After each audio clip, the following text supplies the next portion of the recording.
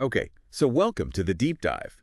Today we've got some really interesting stuff to go through. Yeah. And you guys have given us some really rich material, a whole transcript Yeah. detailing the fascinating and surprisingly complex lead up to the Trojan War. Absolutely. Forget dry history lessons. Oh, yeah. Our mission here is uh, to extract those key insights, the aha moments. Right. So you can actually grasp the essential story without feeling totally overwhelmed by, names and dates. Yeah, just get right into it. Right. We're going to talk reluctant heroes, divine meddling, Oh, yeah. and those crucial personal choices that ignited decade-long conflict. Exactly. You're looking for the express lane to understanding why this monumental war even started. Totally. Think of it as distilling these sources down to their essence, Right. to reveal those core motivations and the really intricate web of events Yeah. that preceded the clash of Greeks and Trojans. Okay, so let's unpack this thing.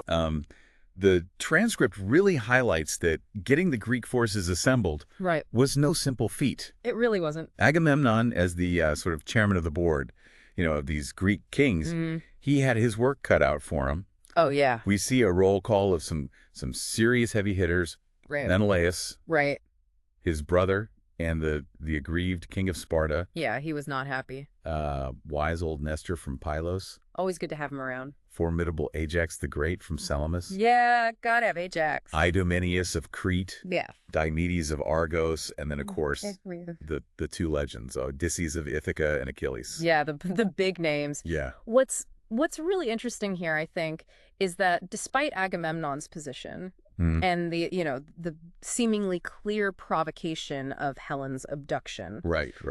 the transcript underscores that several of these key figures were far from enthusiastic about embarking on this whole war. Right. It wasn't a straightforward, like, let's go, let's go get her back. And their hesitations really reveal a lot about the political landscape Okay. and the individual priorities Yeah. of these really powerful rulers. You mentioned some were reluctant. Yeah. I mean, beyond Odysseus and Achilles, were there Sure. other significant hesitations? Yeah, I mean, while the transcript focuses primarily on Odysseus and Achilles, Right. it does imply a broader reluctance. I mean, Yeah. kings had their own kingdoms to consider, Of course. their own priorities, their own, Yeah. potential risks associated with this lengthy overseas campaign. I mean, joining Agamemnon wasn't a given. It required persuasion, leveraging alliances, and perhaps even, the promise of shared glory or spoils of war. Right. Each king would have had to weigh, what am I going to get out of this versus, how much am I going to lose? Right. Totally. Yeah. Okay. Well, let's dive into Odysseus first. Yeah, let's do it. This guy's the master strategist, and the transcript makes it clear Right from the beginning. right from the get-go Yeah. that he is pulling out all the stops to avoid this war. Yeah, he does not want to go. And his deep attachment to his wife Penelope and their son Telemachus in Ithaca. Yep. That's a major factor. Exactly. But it wasn't just homesickness, was it? No. There was a pretty significant prophecy Yeah, there was a prophecy. hanging over his head. It was a big one too. Yeah. Yeah, and it's crucial to remember that in ancient Greece, Mm-hmm. prophecies weren't just like, oh, this might happen. Right. They were often seen as the very fabric of fate, Wow. influencing decisions on a really profound level. Okay. So this oracle's warning that Odysseus would return to Ithaca Right. only after 20 long years, Oh my God. alone and impoverished. Yeah. That wasn't a light suggestion. That was a potential destiny Oh yeah. that he desperately wanted to avoid. Okay, so in true Odysseus fashion, Yeah. he decides to fake insanity. Yeah. Classic Odysseus. The transcript gives us this wonderfully bizarre image of him Yeah. wearing a peasant's cap while yoking an ox and a donkey to plow the beach, Right. all while sowing salt instead of wheat. Just a casual day at the beach, Right. Talk about commitment to an act. Oh, for sure. And Penelope, Oh, she's great. showing she's every bit his match Oh, absolutely. in wit and loyalty, Yeah. plays along. She presents this spectacle to Agamemnon's envoys as proof that her husband has completely lost his mind. Sorry, guys. Can't help ya. He's gone crazy. Right. Sowing salt, that's normal, right? This episode really highlights a recurring theme, I think, Yeah. in these ancient narratives. Intelligence as a weapon, Oh, for sure. often valued as highly as brute strength. Absolutely. And Odysseus's willingness to debase himself To debase himself. really underscores the pragmatism of leadership in a world where survival and victory were everything. It was the name of the game. Right, and Penelope's complicity speaks volumes about their bond Absolutely. and her understanding of the perilous situation. Well, she was no dummy. Okay, so it almost works. They're almost The emissaries are nearly convinced that they can't drag this madman to war. right. But then one of them, clearly suspecting a ruse, Yeah. pulls a rather dramatic counter move. Oh yeah, this guy. He grabs young Telemachus, draws his sword, Oh no. and threatens the boy's life Right in front of him. right there in front of Odysseus's salt-sown beach. The stakes are high. And in that instant, the facade is shattered. Yeah. Odysseus, his fatherly instincts overriding this carefully constructed madness. Right. He instinctively lunges to protect his son. You can't blame him. The transcript captures that pivotal moment, noting his immediate return to sanity. The jig is up. So his trickery is exposed. He has no choice Nope. but to agree to join Agamemnon's forces. Yeah, he's caught. It's a powerful reminder that, even the most cunning individuals, Even Odysseus. they have vulnerabilities. Yeah. Odysseus is reluctantly on board. Reluctantly, for sure. But what about Achilles? I mean, we often think of him Yeah. as the ultimate warrior, Yeah. practically born for battle, Yeah. born for glory. Yeah. So it's quite surprising to learn that he also wasn't exactly thrilled Right. about joining Agamemnon's campaign. He was not a fan of Agamemnon. And apparently the feeling was mutual. Agamemnon wasn't exactly his biggest fan either. No, not at all. Yeah. The tension between them, I think, is absolutely crucial for understanding the dynamics Okay. of the Greek army. Okay. Agamemnon viewed Achilles as undisciplined, someone who, didn't hesitate to criticize his leadership, his perceived greed, his lust for power, Right. and this underlying animosity. Yeah. It would have significant repercussions. Yeah, for sure. But as Nestor points out, Achilles was also, Right. divinely favored, like Yeah. the most formidable warrior, The best of the best. whose presence was absolutely essential for achieving victory. So Agamemnon, despite his personal feelings, Despite his personal feelings. sends Odysseus and another figure Yeah. who was Aptus. So Aptus, maybe more commonly known as Phoenix in other accounts, Okay. was an old friend and tutor to Achilles, Okay. served as a mentor figure, Okay. and was known for his wisdom and persuasive abilities. So a logical choice. Yeah, very logical choice. To accompany Odysseus. Right. Makes sense. To try and convince this guy. Yeah, so they go to persuade Achilles, Mm-hmm. and this is where his mother, Thetis, comes in. Yeah, Thetis.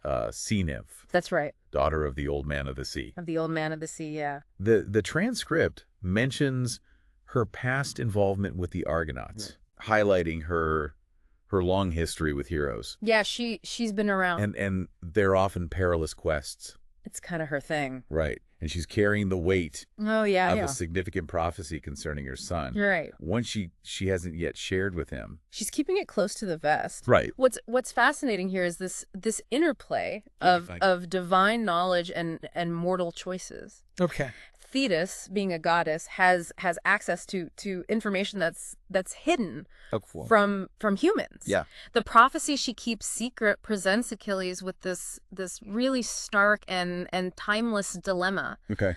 A short, glorious life, but filled with eternal fame, Wow. or a long, peaceful life at home Yeah. that would eventually, fade into obscurity. Right.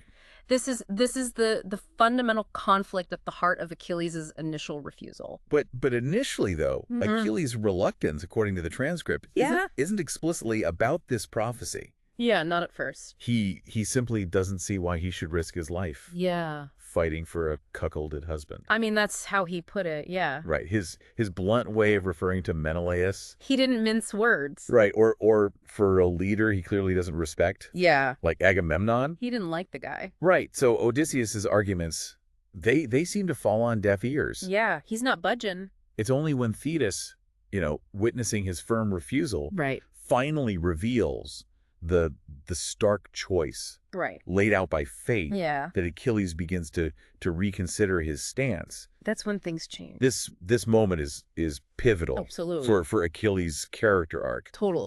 He's forced to confront his own mortality, Right. and the very meaning of his existence. A big moment. Right. The prophecy compels him to weigh the value of personal glory against the desire for a long, ordinary life. Right. A comfortable life. The transcript emphasizes his internal struggle Yeah. There's a lot going on in his head. before he makes that fateful decision Right. to embrace the short, heroic path, Yeah. accepting the trade-off of longevity for legendary status.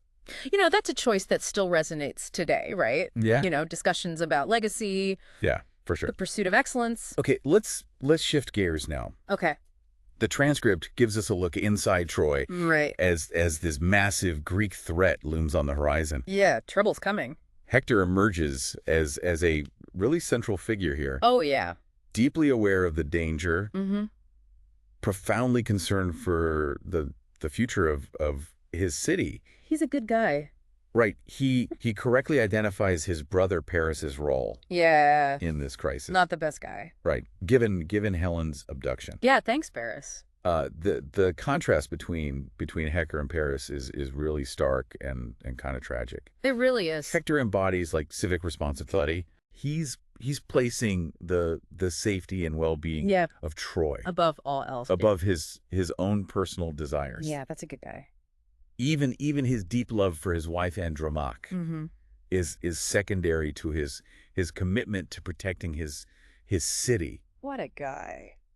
Paris, on the other hand, remains resolute Yeah. in his belief that Troy is divinely protected, We're good. We're good. invincible, The gods have our back. right? Clinging to his love for Helen as justification for the unfolding crisis. Not the best argument. This fundamental difference in their perspectives. Yeah, It reveals a deep internal conflict for sure. within Troy itself. Yeah. Regarding how to respond to this Greek threat. So I'm curious, were there different factions or viewpoints within Troy regarding this whole threat from the Greeks? That's a great question. Beyond just Hector and Paris, Right. You know? The transcript primarily focuses on the immediate royal family's reactions. Okay. But it's reasonable to assume Sure. that there would have been varying opinions among the Trojan populace. Right. Different people. And perhaps even within the wider nobility.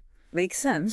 Some perhaps echoing Hector's concerns. Yeah. Hector's right. We got to be careful. Right. These guys are serious. Others more aligned with Paris's confidence. Yeah. We're good. Don't worry about it. Right. Or perhaps even resentment towards Helen. Oh, yeah. Look what you did. Yeah. You know? These internal divisions, even if not, explicitly detailed here, Yeah. would have added another layer of complexity to Troy's situation. Absolutely. And within this context, we also see King Priam's distress and his wife Hecuba's attempts to kind of unite their sons, Yeah. Urging them to stand together against this impending invasion. And then adding to the sense of foreboding is the tragic figure of Cassandra, Oh, Cassandra. appearing draped in black, Yeah, not a good sign. desperately trying to warn the city of the doom Yeah, she knew what was coming. that awaits. But no one would listen. Her story is particularly heartbreaking. It really is. The transcript explains that she possesses the gift of prophecy, Yeah, a gift and a curse. granted by Apollo, but also carries a terrible curse from him. Yeah. After she rejected his advances, Bad move. so she can foresee the future with absolute clarity. Uh-huh. Yet no one in Troy will ever believe her pronouncements. Talk about frustration. Her repeated warnings about Helen's arrival Yeah. being the catalyst for Troy's destruction, Right. they're met with disbelief People are laughing at her. and mockery. Oh, Cassandra, there she goes again. It's a potent commentary, I think, on the tragedy of unheeded warnings It really is. and the consequences of ignoring unwelcome truths. It underscores the futility of truth when it clashes with these entrenched beliefs or desires. Yeah. Cassandra's played as like this constant ignored alarm bell. Wow. Yeah. Okay. So the massive Greek fleet is finally assembled. They're ready to go. ready to set sail for Troy. Right. But then suddenly, inexplicably, there's no wind. What? They're completely stuck. That's a problem. Agamemnon, naturally fearing some divine displeasure, Right. consults the seer Calchas, famous for his ability to interpret the will of the gods. How to talk to the seer. Right. And what Calchas reveals is quite unsettling. What's he say? The goddess Artemis is holding back the winds. Artemis, what did he do? Because Agamemnon has deeply offended her. Oh, boy. This introduces the element of direct divine intervention. Yeah, she's not messing around. Right. Calchas reveals that Agamemnon's boast, after killing a magnificent stag, essentially bragging that even Artemis, the goddess of the hunt, couldn't have made a better shot. Oh, no, don't brag about Artemis. That hubris Yeah, bad idea. enraged the powerful deity. Yeah, you don't want to do that. And as the transcript emphasizes, Artemis is not a goddess to be trifled with. Not at all. Such arrogance would not go unpunished. You're going to pay. And her demand for repentance is, to put it mildly, extreme. What's she want?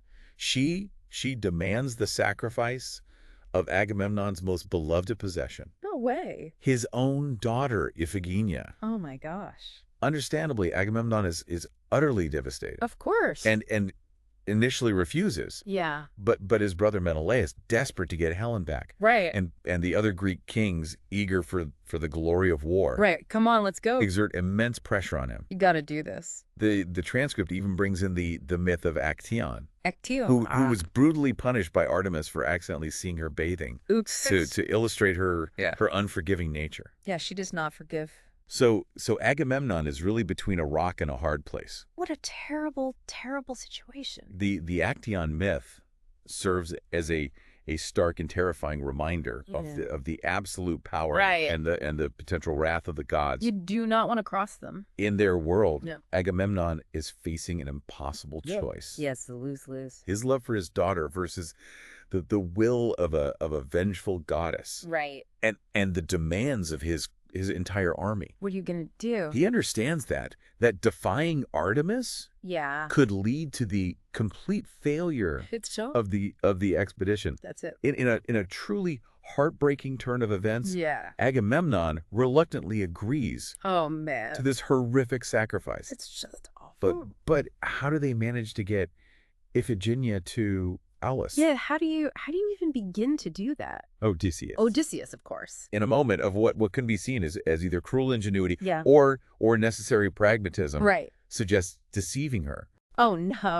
By telling her she is to marry Achilles. To marry Achilles. As apparently Achilles has made this a condition for joining the Greek army. Wow, so messed up. This is a profoundly dark moment in the narrative. It really is. Highlighting the moral compromises and outright deceptions that often accompany, the pursuit of power and war. It happens all too often. Iphigenia, completely innocent. Oh, yeah. Obedient to her father. Yeah.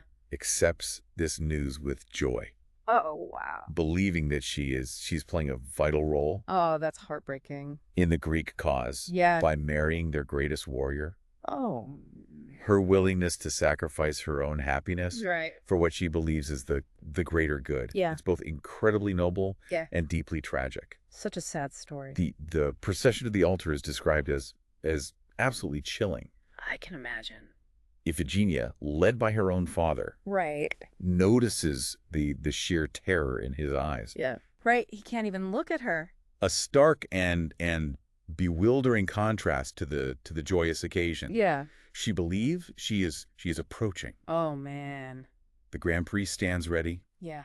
The sacrificial dagger is raised. This is intense. And then, just as the unthinkable is about to happen, oh my God, the wind suddenly returns, filling the sails of the waiting Greek ships. Just like that. This sudden and dramatic shift signifies, yet another significant divine intervention. The gods are at work.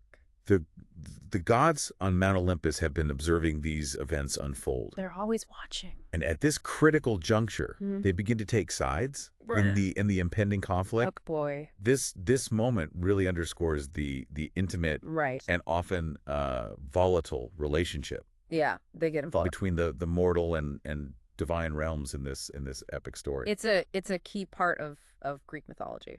So speaking of sides, the transcript details which of the gods aligned with the Greeks and which with the Trojans. Right. Apollo, having strong ties to Troy. Yeah, he founded the city. As its founder. Right. Naturally favors the Trojans. Right. He's on there. Artemis, having finally received her demanded retribution. Right. With the supposed sacrifice of Iphigenia. Right. She got what she wanted. Aligns herself with her brother Apollo. Of course. And thus the Trojans. So they're on Team Trojan. Aphrodite, always the champion of love. That's right. Supports the Trojans to protect Helen and Paris's romantic union. Did not love die. Right. On the Greek side, we see Athena. Yeah, Athena. Consistently siding with Agamemnon and the Greek forces. Seeing Greece. Poseidon and Ares. Now those are wild cards. Ever the unpredictable deities remain somewhat uncommitted at this stage. Yeah, who knows what they'll do. Their allegiance is likely to shift. Oh yeah. As the war progresses. And with the favorable winds finally blowing, the massive Greek army, here they come, at last sets sail. They're on their way for Troy, embarking on their long and bloody campaign. It's going to be a rough one. It really highlights that this wasn't just about Helen. No, it's so much bigger than that. Right. It was this incredibly complex interplay. Yeah. Of personal ambitions, divine agendas, and seemingly unavoidable prophecies. Fate is at work. Considering all of this, I mean the fates hanging over Odysseus and Achilles, the gods actively pulling strings, they're involved. The personal motivations and deep-seated resentments, of figures like Achilles and Agamemnon. They did not get along. It really makes you wonder: was the Trojan War truly inevitable? That's the question, isn't it? Could different choices by any of these key players have actually altered the course of events? Do they have changed things? Or were they all just pieces moving according to a predetermined divine plan? Fate versus free will. It forces you to think about the age-old question of fate versus free will. It really does. Within this foundational myth. Yeah, and for those of you, whose curiosity has been piqued by this deep dive into the prelude to the Trojan War, exploring Homer's Iliad itself and other, related Greek myths will undoubtedly offer even richer insights into these complex characters and the long-lasting consequences of this legendary conflict. Thanks for joining us on this deep dive. Yeah, this was fun. We hope this has given you a clearer and more engaging understanding of the events that set the stage for one of history's most enduring stories. It's a classic. Until our next deep dive. Yeah. Keep exploring those big questions. Absolutely. Thanks for listening.